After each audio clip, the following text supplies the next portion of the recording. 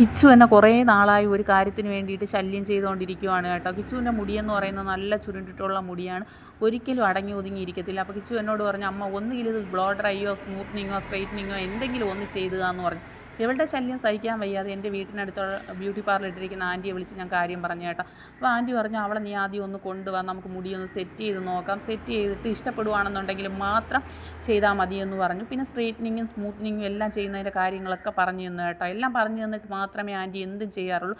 അത് നമ്മുടെ ഫേസിലായാലും ഹെയറിലായാലും ഒക്കെ. അല്ലാതെ പൈസയ്ക്ക് വേണ്ടിയിട്ട് ചാടിക്കയറി എന്തും ചെയ്യുന്ന ആളല്ല കേട്ടോ ആൻറ്റി. പുറത്തുനിന്ന് പരിചയസമ്പന്നരായ ആൾക്കാരെ കൊണ്ടുവന്നാണ് കേട്ടോ ആൻറ്റി എല്ലാം ചെയ്യുന്നത്. ജെൻസിനായാലും ലേഡീസിനായാലും ഒക്കെ ഇവിടെ ട്രീറ്റ്മെൻ്റ് ഉണ്ട് കേട്ടോ. ഹെയർ കട്ടിങ്ങും ഒക്കെ ഉണ്ട്.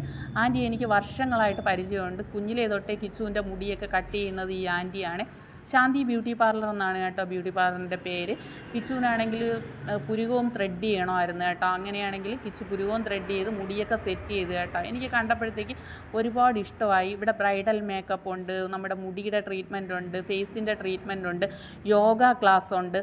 അപ്പോൾ അങ്ങനെ ഒരുപാട് നാളത്തെ പരിചയമുണ്ട് കേട്ടോ ഈ ബ്യൂട്ടി പാർലറിന്. എൻ്റെ കുഞ്ഞിലേ തൊട്ടേ ഉള്ള പരിചയമാണ് കേട്ടോ. എനിക്കും കുഞ്ഞിലേ തൊട്ടേ ഈ ബ്യൂട്ടി പാർലറുമായിട്ട് പരിചയമുണ്ട്. ഞാൻ ഇതൊന്നും അങ്ങനെ ചെയ്യുന്ന ആളല്ല. ഓരോ സെക്ഷനുണ്ട് കേട്ടോ ഓരോന്നിന് വേണ്ടിയിട്ടും.